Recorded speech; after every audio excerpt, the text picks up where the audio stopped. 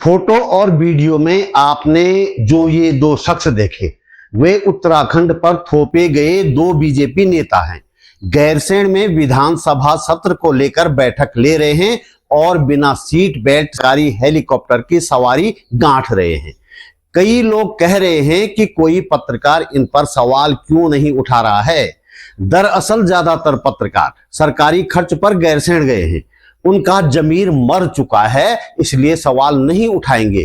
जो जमीरदार पत्रकार हैं उनके सामने खतरा यह है कि सवाल उठाएंगे तो वापस देहरादून पहुंचने से पहले ही नौकरी से निकाल दिए जाएंगे। लिहाजा ये सवाल उठाने की जिम्मेदारी भी हम पर ही आ जाती है।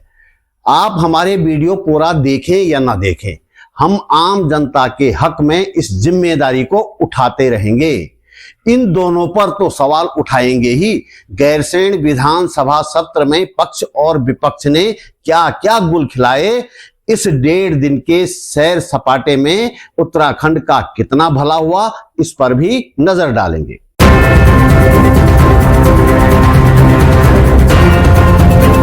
नमस्कार, बात बोलेगी चैनल पर आपका स्वागत। मेरा नाम है त्रिलोचन भट्ट और मैं करता हूं जन सरोकारों की बात। मैं इन दोनों को नहीं पहचानता, लेकिन बीजेपी का सोशल मीडिया पेज बताता है कि ये बीजेपी पार्टी के राष्ट्रीय महासचिव और राज्य प्रभारी दुष्यंत कुमार गौतम और प्रदेश महासचिव संगठन अजीय AJAEY अजीय कुमार हैं।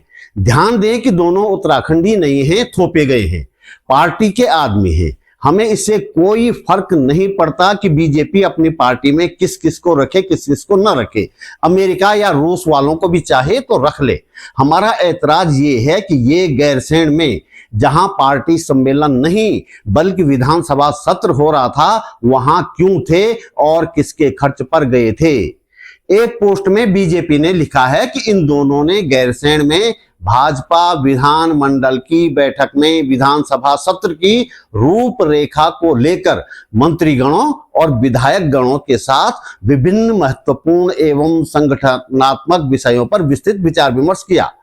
जनता की तरफ से मेरा पहला सवाल ये है कि ये दोनों पार्टी पदाधिकारी किसके खर्च पर गैरसैंण गए हैं और इनके खाने रहने का खर्च कौन वहन कर रहा है या किसने वहन किया। हो सकता है कि इनका खर्च बीजेपी पार्टी उठा रही हो।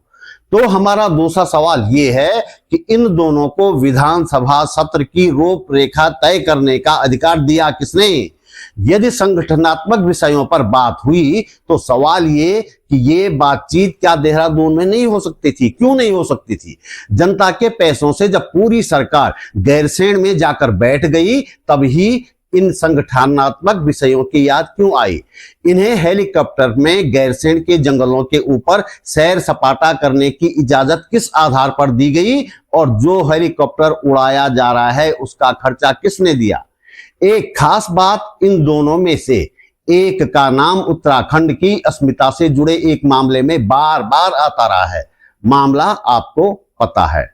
सवाल यह है कि इन्हें उत्तराखंड की छाती पर क्यों बिठाया गया है। भाई, बीजेपी बेशक अपने सिर पर बिठा ले, उत्तराखंड की जनता इन दोनों को अपनी छाती पर भला क्यों बिठाए।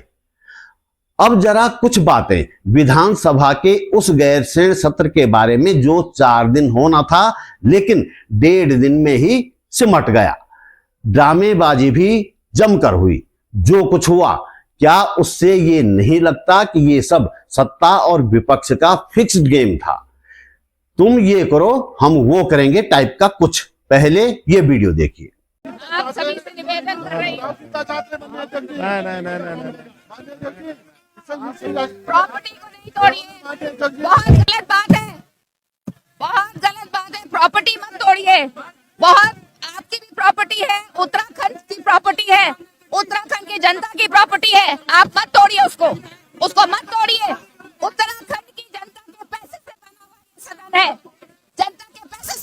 सदन है। नहीं, गलत बात, तोड़िए नहीं, प्रॉपर्टी को मत तोड़िए। उत्तराखंड की जनता के बहुत गाढ़ी कमाई से ये बना है, मत तोड़िए। आपसे निवेदन है, मत तोड़िए। कांग्रेस के सदस्य सचिव की मेज हिला रहे हैं, तोड़ नहीं रहे हैं, और विधानसभा अध्यक्ष लगातार कहती जा रही हैं कि उत्तराखंड के लोगों की गाढ़ी कमाई से बना है, इसे तोड़ो मत, प्लीज तोड़ो मत। कुछ अखबारों ने इसे सदन की गरिमा को तार तार होना भी बताया।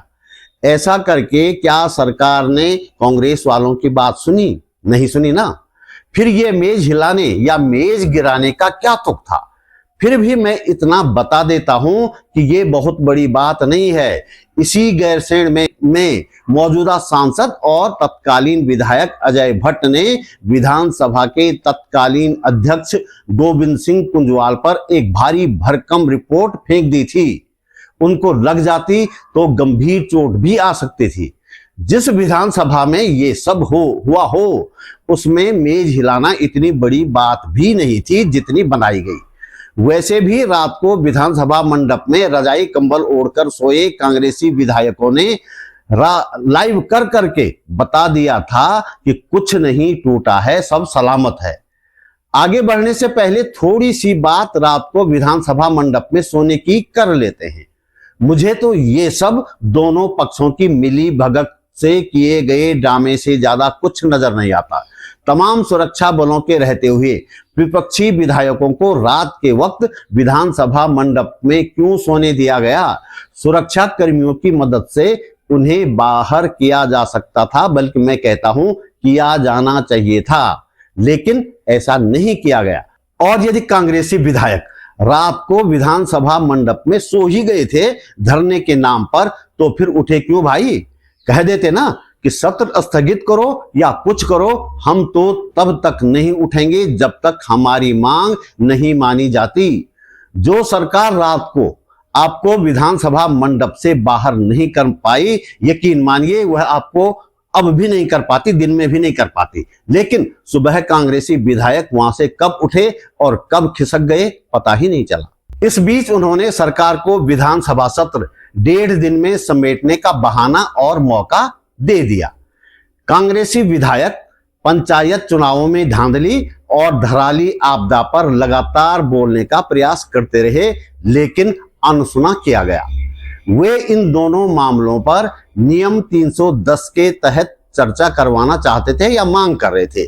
इस नियम के तहत संबंधित विषय पर लंबी चर्चा होने का मौका मिलता है और अंत में मत विभाजन भी होता है। हालांकि मत विभाजन में कांग्रेस को हारना ही था, लेकिन उसके पास बोलने के लिए हो जाता कि सरकार का इन गंभीर विषयों पर क्या रवैया है। लेकिन मुझे नहीं लगता कि कांग्रेसी सदस्य बहुत गंभीरता के साथ ये मांगे कर रहे थे। ऐसा लग रहा था विपक्ष को विरोध करना होता है, इसलिए विरोध किया जा रहा है, वरना तो सब कुछ पहले से फिक्स है, ऐसा तो मुझे लग रहा था।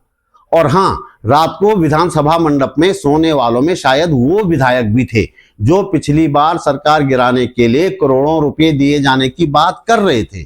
विधानसभा अध्यक्ष जिनके खिलाफ ये रात्रि धरना चल रहा था, वे उन विधायक पर इतनी मेहरबान हैं कि उनके खिलाफ दल बदल संबंधी मामला वर्षों से दबाए बैठी है। बार बार लोग मांग करते हैं लेकिन वो अनसुना करती हैं।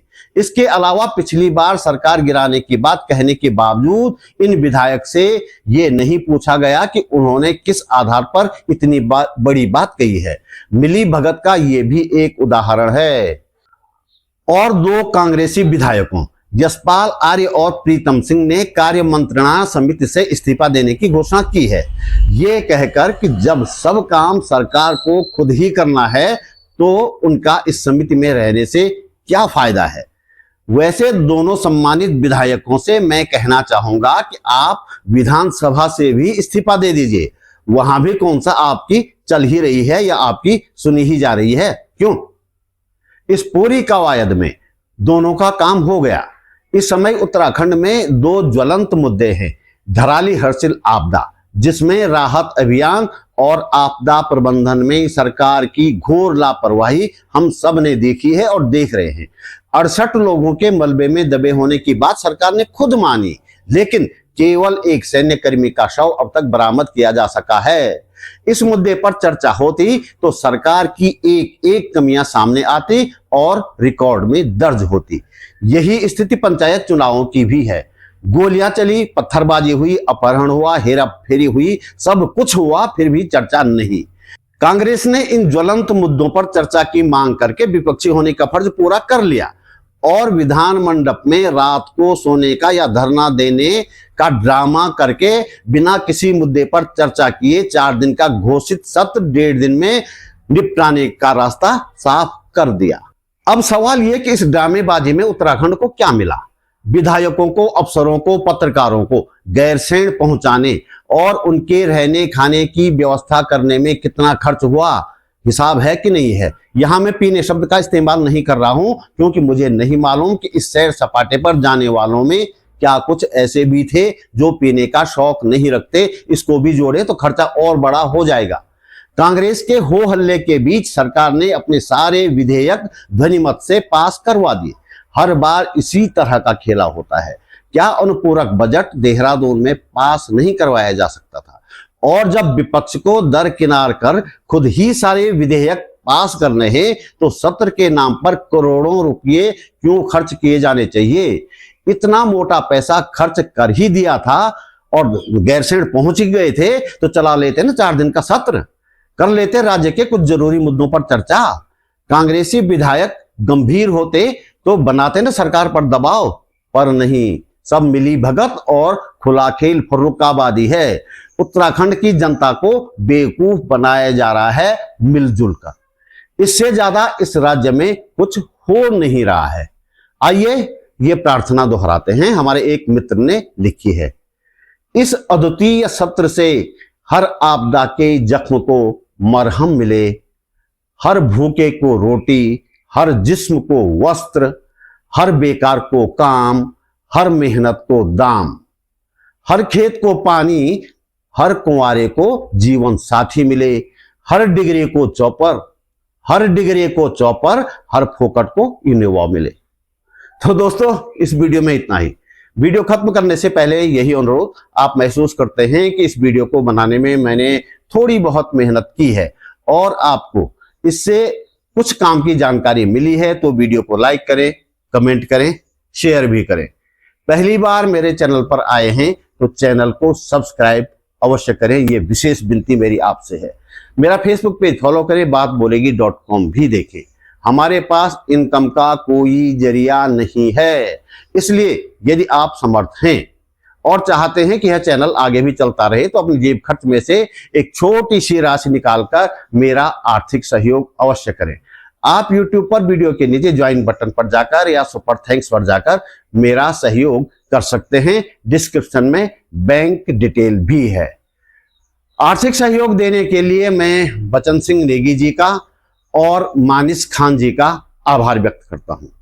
जल्दी मिलते हैं एक और मुद्दे के साथ, एक और वीडियो में। नमस्कार।